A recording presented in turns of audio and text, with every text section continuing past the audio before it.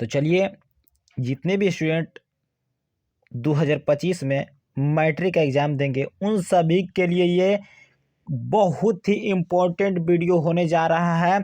तो आप सभी के पास बहुत ही कम समय बच गया है बाबू, तो जितना हो सकता है आप लोग प्रीवियस ईयर क्वेश्चन को उठाइए और रट जाइए, ठीक है। तो चलिए, आप सभी के साथ फिर से नए वीडियो में स्वागत करता हूं। और आज के वीडियो में बहुत ही इम्पोर्टेंट, एकदम 100% लड़ने वाला क्वेश्चन आप सभी के बीच लाए हैं। क्या आप लोग तैयार हैं? तो चलिए, हम आज के सेशन शुरू करते हैं। और पहला क्वेश्चन है, आज इसमें हम 30 ऑब्जेक्टिव कराएंगे, एकदम VVI, जो आपको बताना है कि 30 में से कितना आप सब लोग सही आंसर कर पा रहे हैं, ठीक है। अगर आपको एक दो क्वेश्चन गलत भी हो जाता है तो कोई दिक्कत नहीं है, आपको जोश रखना है, ठीक है, याद कर जाना है आपको। चलिए, क्वेश्चन है, पहला क्वेश्चन। चलिए, पहला क्वेश्चन आप सभी लोग के सामने है कि सिलिकॉन क्या है। सिलिकॉन क्या है? धातु है, उपधातु, या इनमें से कोई नहीं। तो याद रखिएगा बाबू कि सिलिकॉन जो होता है ये एक धातु होता है। यहाँ पे ऑप्शन नंबर ए बिल्कुल ही सही आंसर हो जाएगा, ठीक है, यहाँ पे बिल्कुल ही सही आंसर। चलिए, अगला क्वेश्चन, 1 मिनट। अगला क्वेश्चन है, दूसरा नंबर है कि हीलियम कैसा तत्व होता है। चलिए जल्दी से बताइएगा, हीलियम जो होता है बाबू ये कैसा तत्व होता है? अक्रिय होता है, क्रियाशील होता है, सक्रिय होता है, या उदासीन होता है? तो देखिए, याद रखिएगा, हीलियम, नियॉन, आर्गन, ठीक है, आर्गन, क्रिप्टन, रेडॉन और जेनॉन, ये सभी क्या होता है? तो याद रखिएगा, ये सभी अक्रिय तत्व होता है। ऑप्शन नंबर ए यहाँ पे बिल्कुल ही सही आंसर हो जाएगा, ठीक है। तो हीलियम कैसा तत्व है बाबू? अक्रिय तत्व है, निष्क्रिय तत्व इसे ही कहा जाता है, ठीक है, याद रखिएगा।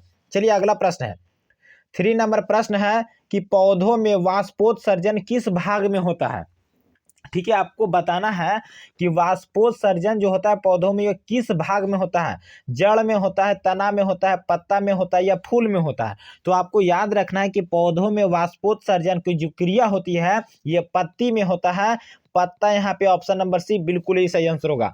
बोलेगा प्रकाश संश्लेषी अंगक किसे कहा जाता है? तो पत्ती को ही कहा जाता है, ठीक है। ऑप्शन नंबर सी यहाँ पे बिल्कुल ही सही आंसर होगा।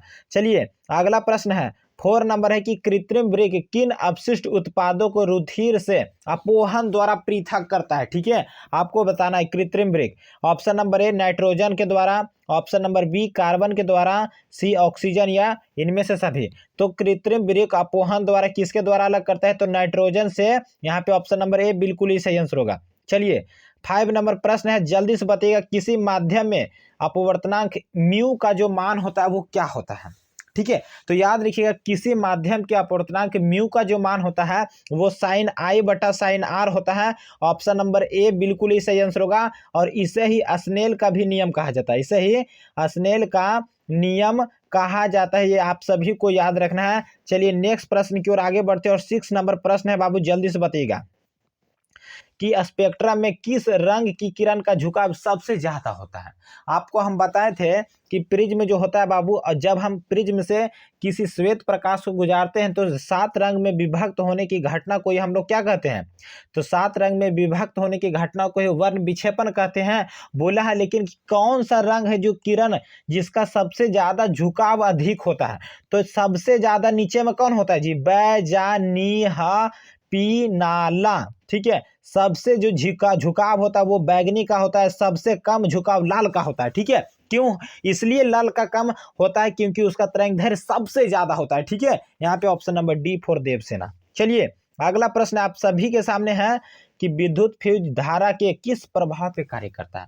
देखिए बाबू, समझिए ध्यानपूर्वक, जो फ्यूज होता है हमारे घरों में, यहाँ पे एक क्वेश्चन आप सभी लोग से पूछते हैं कि हमारे घरों में जो विद्युत धारा आती है ये समांतर क्रम में जुड़ी होती है या श्रेणी क्रम में? तो आप लोग याद रखिएगा, हमारे घरों में जो आती है विद्युत धारा ये समांतर क्रम में जुड़ी होती है, ठीक है। आप सभी को पता होगा कि समांतर क्रम में जुड़े रहने के कारण ही हमारे जो घर है उसमें सुरक्षित है। लेकिन जो हमारा फ्यूज है, फ्यूज का काम क्या होता है? तो फ्यूज जितने भी उपकरण, ठीक है, जब कभी भी धारा की प्रबलता बढ़ती या घटती है तो उसको, ठीक है, जैसे ही प्रबलता बढ़ता है तो हमारा फ्यूज को वो गला देता है। और ये जो कार्य करता है ये ऊष्मीय प्रभाव पे करता है। ऑप्शन नंबर ए फॉर आओ ना कभी हवेली पे इज द राइट आंसर, ठीक है। चलिए, हम नेक्स्ट प्रश्न की ओर आगे बढ़ते हैं। और अगला प्रश्न है कि किसी कुंडली का प्रतिरोध ज्ञात करना है। कोई भी कुंडली है साथी, तो और आप लोग याद रखिएगा प्रतिरोध को हम लोग आर से सूचित करते हैं और आर मतलब होता है रेजिस्टेंस। ठीक है, तो आर बराबर होता है V बटा आई, जहां V क्या होता है बाबू, तो V होता है विभवांतर और आई होता है धारा। समझिए कि नहीं। ऑप्शन नंबर कहाँ पे, V by I option number B में है और B for Baahubali is the right answer. ठीक है, समझ में आ रही है। चलिए नेक्स्ट प्रश्न की ओर आगे बढ़ते हैं और अगला प्रश्न है और काफी शानदार है, आपको याद कर जाना है साथी। ठीक है, बस और कुछ नहीं करना है, 450 प्लस इस बार लाना है तो लाना। चलिए अगला प्रश्न, डायनेमो से किस प्रकार की धारा प्राप्त होती है। तो याद रखिएगा जो डायनेमो होती है इससे दोनों प्रकार की धाराएं बहती है, दिष्ट धारा भी और प्रत्यावर्ती धारा भी। लेकिन हमारे घरों में जो लाइट आती है प्रत्यावर्ती धारा होता है, प्रत्यावर्ती धारा को ही हम लोग कहते हैं अल्टरनेटिव करंट। ठीक है, क्या अल्टरनेटिव करंट या एसी करंट इसे ही कहते हैं। लेकिन दिष्ट धारा होती है डीसी करंट, जो सिर्फ और सिर्फ बैटरी में बहती है।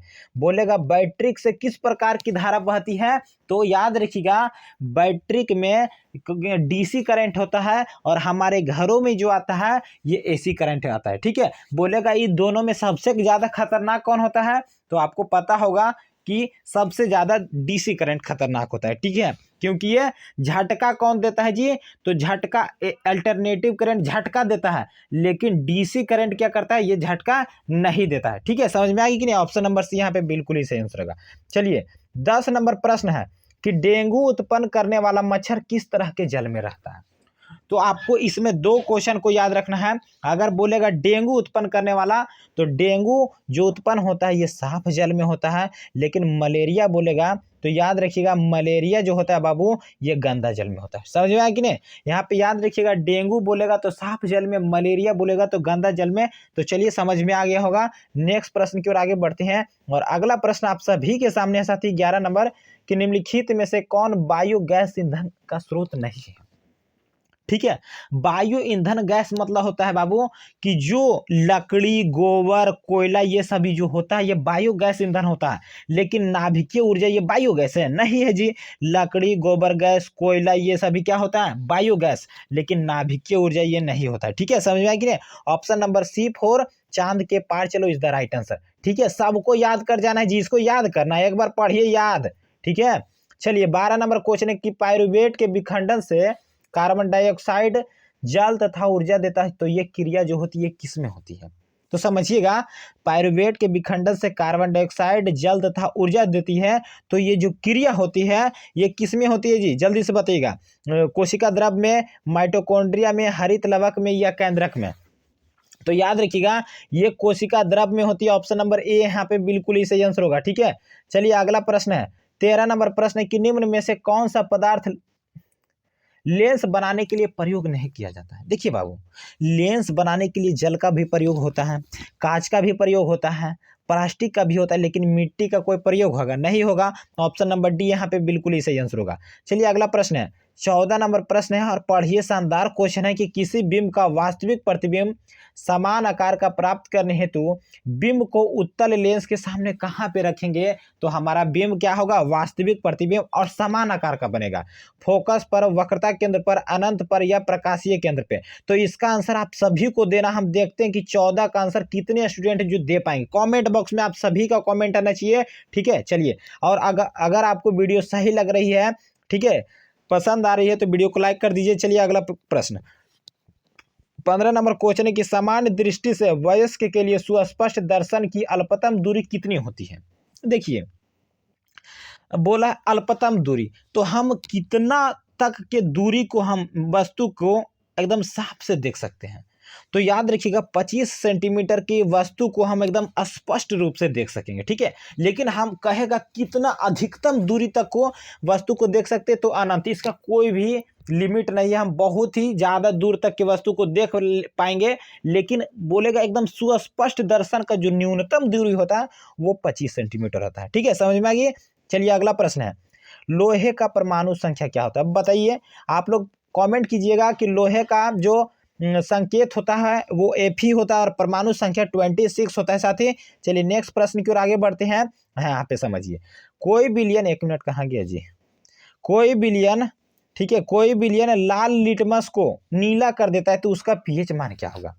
समझिएगा, अगर कोई विलयन क्या कर रहा है जी, लाल को नीला कर देता है, ठीक है, यहाँ ऑप्शन देखिए क्या बोला है, लाल को अगर नीला करेगा तो वो क्या होगा, क्षारीय होगा। क्या होगा जी, वो क्षारीय हो जाएगा। तो क्षारीय 1 नहीं होगा, 4 नहीं होगा, 5 नहीं होगा, 10। ऑप्शन नंबर बी यहाँ पे होगा। और अगर इसका उल्टा होता कि अगर नीला, ठीक है, कोई नीला लिटमस लाल हो जाता है, ठीक है, कोई विलयन नीला लिटमस को लाल कर देता है तो वो अम्लीय होगा। ठीक है, अगर लाल होगा, ठीक है, तो अम्लीय होगा, और नीला होगा तो क्षारीय होगा। ठीक है, समझ में आ गई।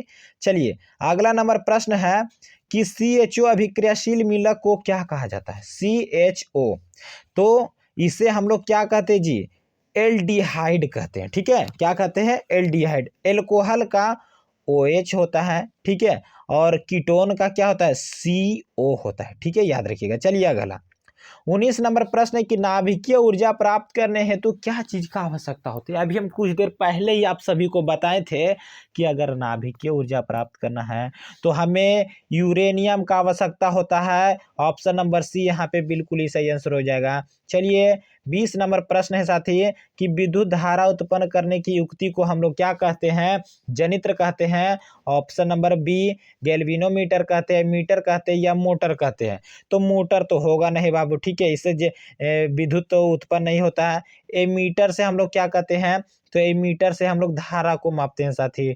ठीक है, चलिए गैल्वेनोमीटर नहीं होगा, तो याद रखिएगा जनित्र से ही हम लोग क्या करते हैं, विद्युत धारा उत्पन्न करते हैं। जनित्र मीन्स मतलब होता है, हम लोग बोल चाल की भाषा में जनरेटर कहते हैं। ठीक है, समझ में आ गई। चलिए अगला प्रश्न की ओर आगे बढ़ते हैं। लघु पथन के समय परिपथ में विद्युत धारा का मान क्या हो जाता है। तो देखिए अभी हम कुछ देर पहले ही आपको बताए थे कि जब भी लघु पथन होता है तो इसमें विद्युत धारा का मान बहुत ही ज्यादा बढ़ जाता है। ऑप्शन नंबर सी 4, चांद के पार चलो, इज द राइट आंसर। चलिए नेक्स्ट प्रश्न की ओर आगे बढ़ते हैं। एक ही प्रश्न है जी, ठीक है, बहुत ही ज्यादा बढ़ जाता है। और 23 नंबर है। 23 नंबर की निम्नलिखित में कौन जैव मात्रा ऊर्जा स्रोत का उदाहरण नहीं है। लकड़ी जैव मात्रा है, गोबर गैस जैव मात्रा है, नाभिकीय कोयला जैव मात्रा है, लेकिन नाभिकीय ऊर्जा अभी हम बताए थे ये नाभिकीय ऊर्जा जैव मात्रा स्रोत नहीं है। तो ऑप्शन नंबर सी यहाँ पे बिल्कुल ही सही आंसर होगा।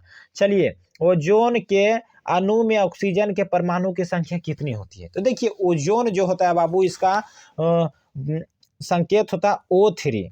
तो ऑक्सीजन की कितना परमाणु है जी, 3 है। ऑप्शन नंबर सी यहाँ पे। चलिए अगला प्रश्न है कि मनुष्य में वृक्क का एक तंत्र भाग है जो किससे संबंधित होता है। तो आपको पता होगा वृक्क जो है ये उत्सर्जन से संबंधित होता है। ठीक है, ऑप्शन नंबर सी यहाँ पे बिल्कुल ही सही आंसर होगा। चलिए दो तंत्रिका कोशिका के मध्य खाली स्थान को क्या कहा जाता है। तो दो तंत्रिका कोशिका के मध्य खाली स्थान को हम लोग सिनेप्स कहते हैं। Synapse, option number B. अगला प्रश्न है 27 नंबर कि पराग कोश में होते हैं क्या चीज़। तो आपको हम बताए थे कि पराग कोश में परागकण होते हैं। क्या होते हैं, परागकण होते हैं, परागकण। और जब परागकण, ठीक है, फूल के वर्तिका तक पहुंचती है तो इस क्रिया को हम लोग परागण कहते हैं। ठीक है, समझ में आ गई। चलिए नेक्स्ट प्रश्न की ओर आगे बढ़ते हैं। 28 नंबर प्रश्न कि विकासीय दृष्टिकोण से हमारी किससे अधिक समानता है। तो विकासीय दृष्टिकोण से सब हमारी जो अधिक समानता है ये चिंपैंजी के जैसे है। ऑप्शन नंबर बी यहाँ पे बिल्कुल ही सही आंसर होगा। चलिए साथी 29 नंबर है कि मुकुलन द्वारा अलैंगिक जनन होता है। तो ये आपको 29 का आप सभी को कमेंट कर देना है। तो चलिए आज का सेशन आप सभी को कैसा लगा हमें कमेंट करके जरूर बताइएगा, और आपको वीडियो अगर अच्छा लगा है बाबू तो लाइक कर दीजिएगा। चलिए हम फिर मिलते हैं एक नए सेशन के साथ, तब तक के लिए जय हिंद जय भारत। और आप लोग जितने भी है बाबू, आप लोग बहुत ही सपोर्ट कर रहे हैं, आप लोग जितना हो सकता है सपोर्ट कीजिए, वीडियो को शेयर कीजिए। चलिए धन्यवाद।